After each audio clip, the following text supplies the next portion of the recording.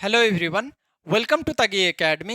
I am Tagidul. So NEET 2025 के लिए सिर्फ आपके पास 2 महीने बचे हुए हैं। यही 2 महीना डिसाइड करेगा कि आप डॉक्टर बनेंगे या नहीं बनेंगे।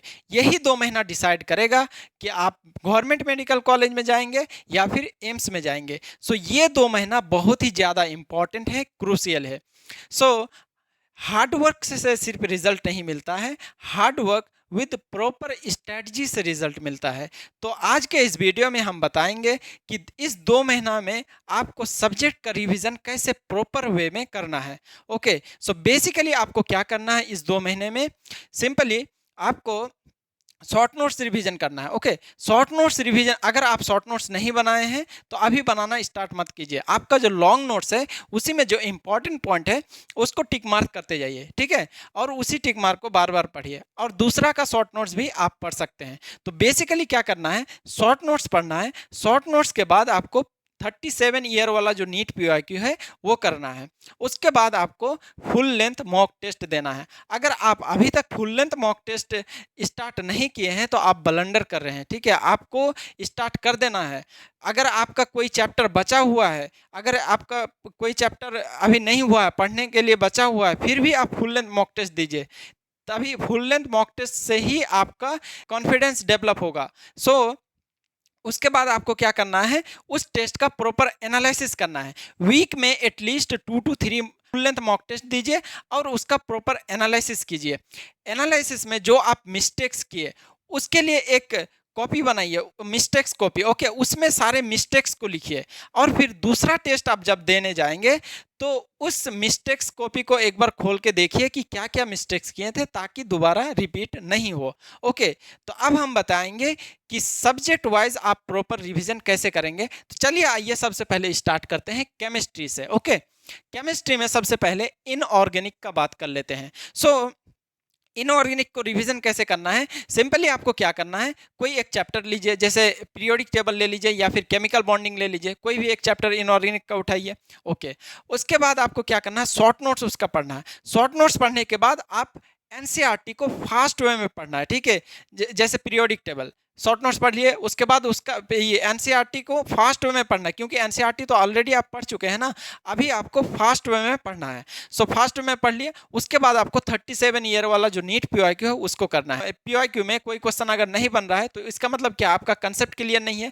फिर कंसेप्ट के लिए आप क्या करेंगे, सीधा आप जाइए फिर लॉन्ग नोट्स जिस जो आप लॉन्ग नोट्स बनाए हैं आपका, उसमें जाइए, वहाँ पे कंसेप्ट को पढ़िए, फिर उसके बाद आप PYQ में आइए। उसके बाद PYQ कीजिए, फिर मॉक टेस्ट दीजिए। ओके, सो इसके बाद हम कर लेते हैं ऑर्गेनिक का बात। ऑर्गेनिक को कैसे पढ़ना है, देखिए ऑर्गेनिक में क्या होता है, बहुत सारा रिएक्शंस होते हैं। तो जब भी आप पढ़ेंगे, रिवीजन करेंगे, तो आपके पास एक कॉपी और पेन होना मस्ट है रिवीजन करते टाइम, ठीक है। क्या करना है, जैसे ऑर्गेनिक में बहुत सारे रिएक्शंस है, तो आपको क्या करना है, लिख लिख के पढ़ना है, लिख लिख के पढ़ना है, ताकि आपको ज़्यादा दिन तक याद रहे। लिख लिख के पढ़ेंगे ना तो ज़्यादा याद रहेगा। जितने भी सारा रिएक्शंस है उसको लिख लिख के याद कीजिए। और फिर ऑर्गेनिक का मतलब ये एनसीईआरटी पढ़िए। एनसीईआरटी को पढ़ने के बाद आपको फिर वही 37 ईयर वाला PYQ करना है, सेम फंडा। ओके, उसके बाद आते हैं फिर फिजिकल केमिस्ट्री। फिजिकल केमिस्ट्री में भी आपको क्या करना है, शॉर्ट नोट्स पढ़ना है, उसके बाद आपको PYQ करना है। अब बात कर लेते हैं फिजिक्स का।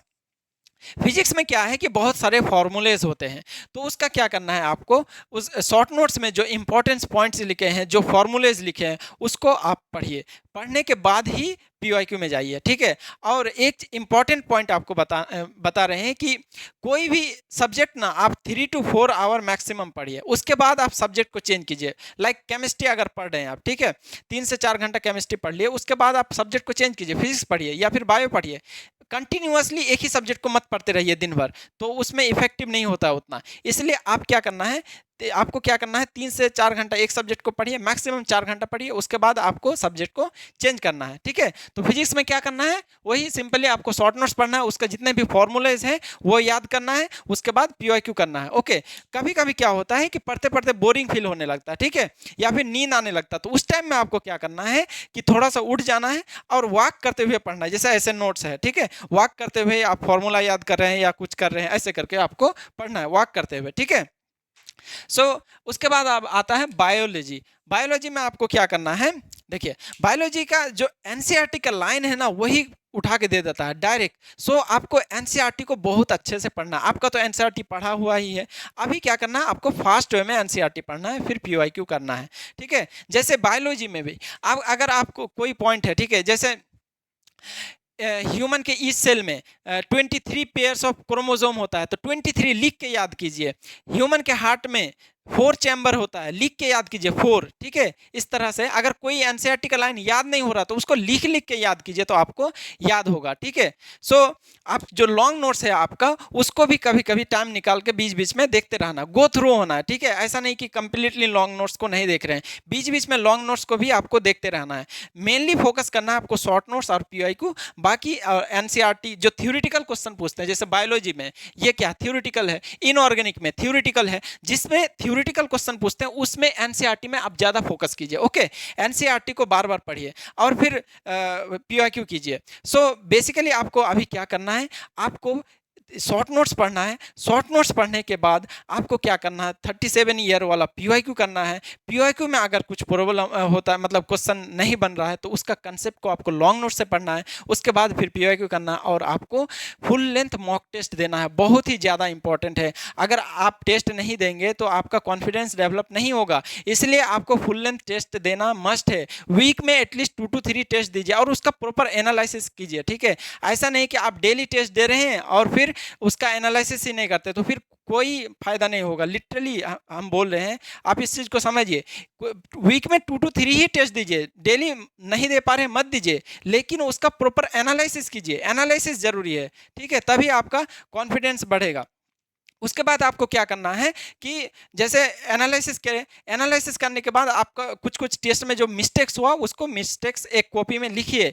लिखने के बाद दूसरा टेस्ट देने से पहले उसको पहले मिस्टेक्स को देखिए कि क्या क्या मिस्टेक्स किए हैं, ओके। और एक इम्पॉर्टेंट है कि जिसका भी 400 से 500 के अंदर मार्क्स आ रहा है, इस रेंज में जो भी स्टूडेंट्स आ रहा है, जो टेस्ट जो दे रहा है मॉक टेस्ट, उसमें 400 से 500 नंबर जो जितना भी स्टूडेंट्स का आ रहा है, उसके लिए ये 2 महीना तो डू और डाई है। मतलब एकदम पूरा जी जान लगा देना है कि मतलब ये 2 महीना ही आपका डिसाइड करेगा कि आप डॉक्टर बनेंगे या नहीं बनेंगे। तो इस 2 महीना में आपको पूरा फोकस होके पढ़ना है, रिगरस रिवीजन करना है, पूरा रिवीजन करते रहिए और ये पीवाईक्यू कीजिए और मॉक टेस्ट लगाइए। इधर उधर का क्वेश्चन करने का अभी कोई ज़रूरत नहीं है, सिर्फ आप नीट का 37 ईयर वाला जो पीवाईक्यू है उसको कीजिए, प्रॉपर वे में ढंग से कीजिए, ओके।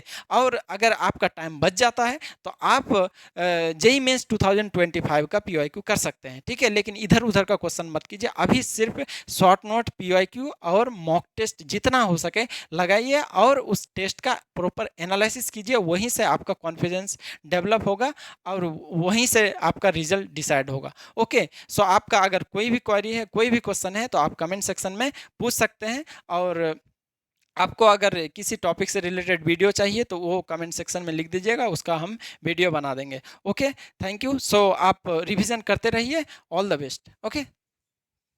Thank you.